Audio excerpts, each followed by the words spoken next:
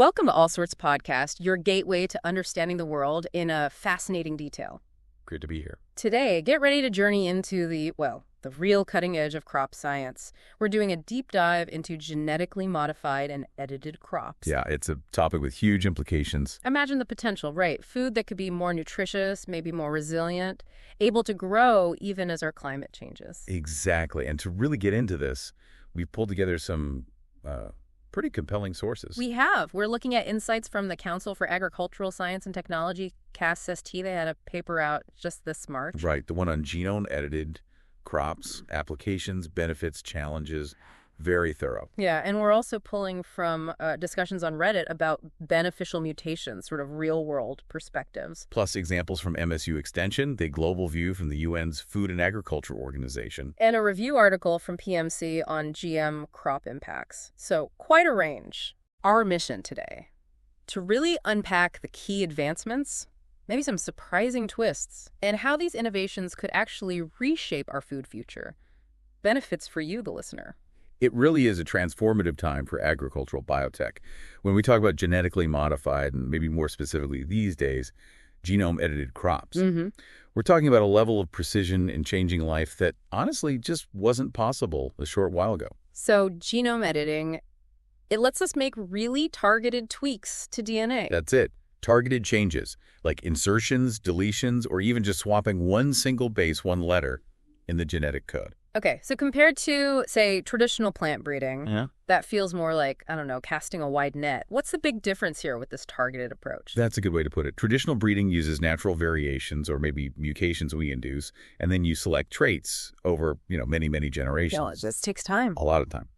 Genome editing lets us go straight to a specific gene we know influences a trait and change just that with incredible accuracy. So it speeds everything up. Drastically. And it lets us achieve things that might have been impossible or would have taken decades the old way. Okay, that is fascinating. So how does this molecular surgery actually work? What are the tools involved? Well, there are a few tools out there. Meganucleases, zinc finger nucleases, TALENs. But really, the CRISPR systems have kind of taken over. CRISPR, right. I hear that term a lot. Why is it so popular? Mainly because it's versatile and, frankly, just easier to use compared to the others. CRISPR stands for Clustered Regularly Interspaced Short Palindromic Repeats. It's actually based on a natural defense system in bacteria. Okay. At its core, you have an enzyme. Cas9 is the famous one that acts like molecular scissors.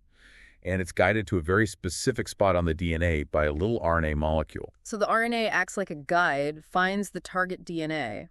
Then what? Then the Cas enzyme of the scissors makes a precise cut, a double-stranded break right at that spot. Okay, a break in the DNA. Exactly. And that triggers the cell's own repair systems to fix the break. One common way it gets fixed is called non-homologous end joining, or NHEJ. NHEJ sounds technical. It is, but the key thing is, this repair process is often a bit imperfect. It can introduce tiny insertions or deletions right at the cut site. Scientists call them indels. Indels. Insertions or deletions. Right, and if these indels happen inside a gene, they can mess up the gene's instructions, basically stopping it from working properly. It's effectively a knockout. So you can switch genes off just by making these tiny, almost accidental changes during the repair. That sounds incredibly powerful. Is this tech new? Remarkably new.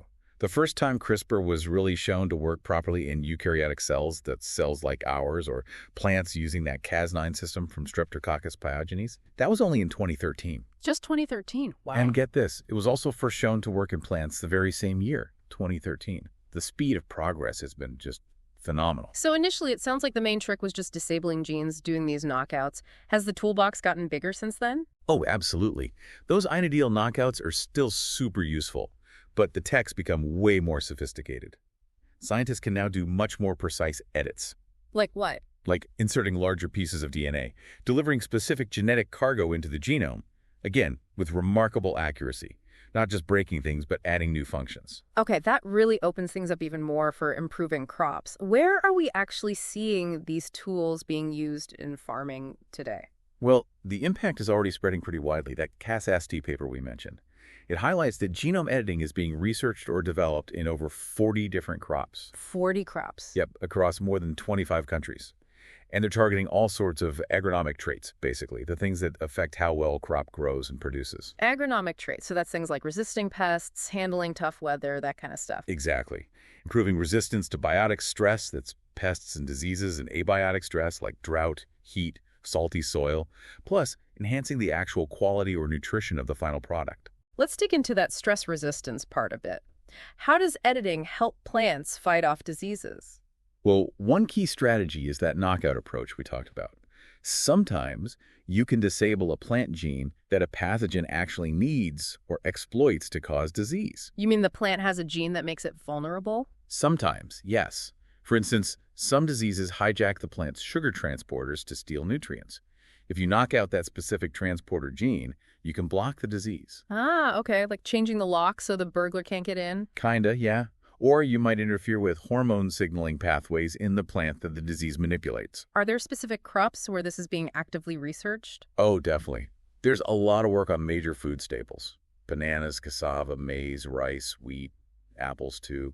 Bananas are huge, especially in certain regions. Absolutely critical. And the CAS paper mentions really promising work on bananas, particularly using CRISPR-Cas9 to fight devastating diseases like bananas anthomonas, wilt BXW, and banana streak virus. That could be massive for food security. It really could.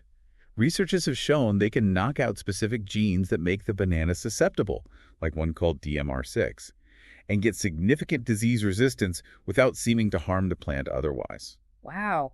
So it's very targeted. Is it always about just knocking out one gene, though? I thought I read something about a more complex approach in corn. Ah, yes. You're likely thinking of the work by Corteva Agriscience. They're doing something really interesting, quite ambitious in corn. What are they up to? Instead of just editing one or two resistance genes, they're working on moving multiple different disease resistance genes, or alleles, so they all sit together in one specific spot in the corn genome. Stacking them all together. Why do that? It offers a couple of big advantages. First, having multiple resistance mechanisms stacked up should provide more durable, long-lasting protection against a wider range of diseases. They're targeting major ones like northern cornleaf blight, southern rust, gray leaf spot. So strength in numbers. Pretty much. And second, having all those resistance traits linked together makes it much easier for breeders later on. They can select for that whole stack of resistance while still being free to improve other things like yield or grain quality elsewhere in the genome. That's clever, like building a prepackaged defense toolkit right into the DNA. Okay, what about the other kind of stress, the environmental stuff like drought? Yeah, abiotic stress, that's another major focus. Significant progress is being made using genome editing to improve drought tolerance, especially in vital crops like rice, maize, and tomato. Making them tougher against dry conditions. Exactly. The aim is to develop varieties that can still produce decent yields even when water is scarce. Which is obviously crucial with climate change concerns and water shortages. Yeah. Okay, let's pivot a bit. What about things that affect us more directly as consumers, like the nutritional quality of food? That's another really exciting area. Yeah. Genome editing gives us this precise tool to boost the nutritional value of crops. Well, you can increase levels of vitamins or essential minerals. You could potentially eliminate natural toxins or allergens, or even add new beneficial compounds. Can you give some examples? This seems really promising. Sure. Think about rice engineered to have much higher iron levels that could be huge for tackling anemia globally. Definitely. Or tomatoes being developed with more GABA, that's an amino acid linked to potential health benefits. Soybeans with more high oleic acid, which is a healthier fat. And big efforts to boost vitamin A in staple foods like melons, rice, bananas, tomatoes, also enhancing zinc, other micronutrients. Vitamin A deficiency is a massive problem in some parts of the world. These sound like potentially life-changing improvements. They really could be. And it's not just adding things. Sometimes it's about taking away undesirable stuff, too. Right. But back to the additions. I heard something about bananas and vitamin A that sounded pretty dramatic. Ah, yes, the Cavendish banana. That's the main one most of us eat. Researchers use CRISPR-Cas9 editing, and they managed to increase the beta-carotene content, which our bodies convert to vitamin A, by up to 6 times. 6 times in a regular banana. That's incredible. It really is. A huge jump in nutritional value for such a widely eaten fruit. Okay, so this lab work is amazing, but are any of these super nutritious edited crops actually available? Can we buy them yet? We are starting to see the very first ones hit the market. Actually, the first genome-edited product with a health focus in the U.S. wasn't CRISPR. It used an earlier tool called TALENs. Oh, what was it? It was Kali hyoleic soybean oil from a company called Calyx, which is now part of CBIS. So healthier cooking oil. Okay, so genome editing, even if not CRISPR making its way out there. What about CRISPR-edited foods? Yes. There's a company called Pairwise that's really focused on using CRISPR to make fruits and vegetables more appealing to consumers. How are they doing that? Their first product, called Conscious Greens, hit the U.S. market initially food service back in May 2023. It's the first CRISPR food product out there. Conscious greens. What are they? They're a type of mustard green, but Pairwise use CRISPR to edit out the genes for an enzyme called myrosinase. Myrosinase. What does that do? It's what gives raw mustard greens that pungent, sometimes slightly bitter kick that some people don't like. By editing it out, they created greens with a much milder flavor. Ah, so making them tastier. Exactly. And bonus, these greens apparently have almost double the nutrition of romaine lettuce. So better taste, better nutrition. That's a smart combo. What else is Pairwise cooking up? They're working hard on seedless blackberries, which many people would love, right? Oh, definitely. No crunching on seeds. And longer term, they're aiming for things like pitless cherries and other stone fruits. Imagine just popping cherries without worrying about the pit. That would be a game changer. Are other countries seeing these kinds of products too? Yep. Over in Japan, Sanitec Seeds has already commercialized a high GABA tomato made using CRISPR. The GABA tomato, right? And there's related work happening in Korea and the UK to develop tomatoes with much higher vitamin D levels. Interesting. Any other examples? A few others in the pipeline. Naturally decaffeinated coffee plants from Tropic Biosciences, improved natural sweeteners from Elo Life Systems. It's a really active space. It really feels like we're on the cusp of seeing a lot more of these edited foods. Now, another huge issue is food waste. Can genome editing help there? Absolutely. Extending the shelf life of fresh produce is a major target for genome editing. If things don't spoil as quickly, we waste less both at home and all along the supply chain. Makes sense. How do they do that? Stop things going brown? That's a big one, yes. Developing non-browning varieties of things like mushrooms, avocados, lettuce. You might know the Arcus apples. Yeah, the ones that don't brown when you slice them. Right. They originally used a different tech, RNAi. But the same company, Okanagan Specialty Fruits, is now using genome editing too. And Tropic Biosciences has a non-browning gene-edited banana that's been cleared in the Philippines. Non-browning bananas, apples, avocados. That would save a lot of perfectly good food from being thrown out. It really would. Think about pre-cut salads, fruit bowls, lunch boxes. Yeah. It's also interesting how this tech might let us bring completely new, maybe super healthy foods to market that weren't really viable before. That's another exciting angle. Scientists can use these precise tools to essentially speed up the domestication process for wild plants or underutilized crops. Ones that might be really nutritious, but hard to grow or not very appealing. Exactly. Maybe they have great nutritional profiles, but haven't had much breeding effort put into them. What kind of things are we talking about? Well, the CCAST paper mentions things like golden berries and ground cherries. They're quite nutritious. Also black raspberries. Genome editing could make these more feasible for large-scale farming and consumer markets. So potentially expanding the variety of healthy foods available. Okay, are there other applications, maybe less obvious ones, related to how food is processed or used? Yes, definitely.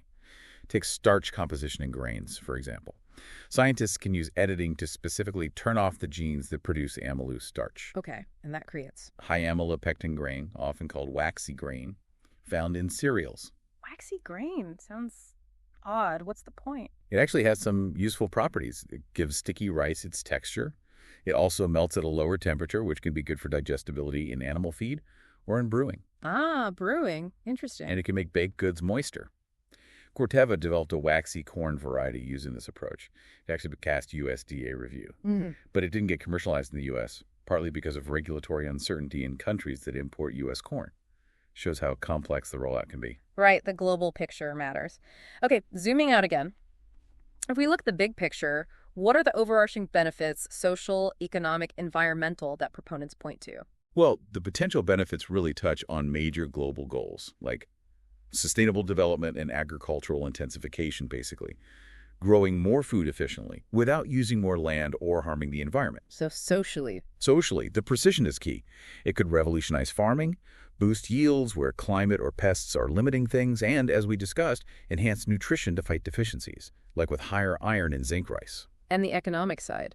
More food, more security. That's the idea. Better yields, more reliable harvests that boosts food production, enhances food security. Good for farmers, good for consumers. Are there numbers on this? The KSST paper mentions experimental wheat with yields up 30%, corn with 20% more kernel rows.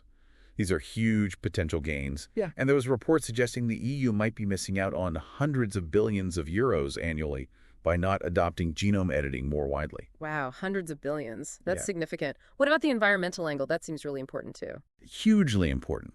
Genome editing could play a real role in adapting farming to climate change and maybe even reducing agriculture's own greenhouse gas emissions. Ow! Well, developing pest and disease-resistant crops, like we talked about, that directly cuts the need for chemical pesticides. Big win for the environment, biodiversity, Right, fewer chemicals. especially in regions where access to safe pesticide use is limited. And reducing food waste by extending shelf life. That's also massive, because food waste rotting in landfills produces a lot of greenhouse gas. Good point. Anything else environmentally? There's even research into carbon farming, using genome editing to develop crops with bigger root systems or more efficient photosynthesis, specifically designed to pull more carbon dioxide out of the air and store it in the soil. Carbon farming. And that's fascinating. So tying crop improvement directly to climate mitigation. Exactly. It aligns with initiatives like climate-smart agriculture. It sounds like the potential upside is enormous across the board, but it can't all be straightforward, right? What are the main hurdles or challenges? No, it's definitely not all smooth sailing. Even with the science racing ahead, there are big challenges, especially around market acceptance, what consumers think, and the regulatory side of things. Okay, public perception. What's the general feeling? Are people wary? It's complicated. Many people aren't super familiar with the details of genome editing, but research shows that when you explain the benefits like better yields for food security, less chemical use, drought-resistant sentiment often becomes more positive. So focus on the why, not just the how. Seems that way.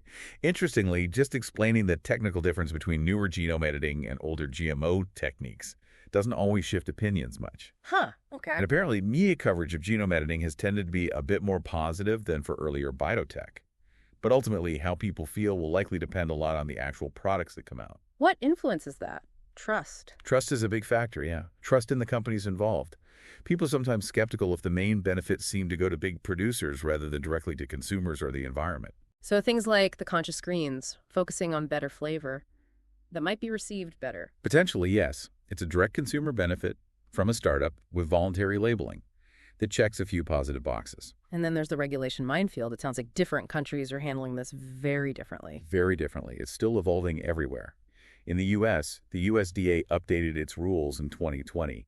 They basically exempt certain edits, especially if they could happen naturally or through traditional breeding, or don't insert foreign DNA using templates. So some edited crops might not even need specific regulation. Some might not, under those USDA rules. Yeah. Developers can ask the USDA for confirmation.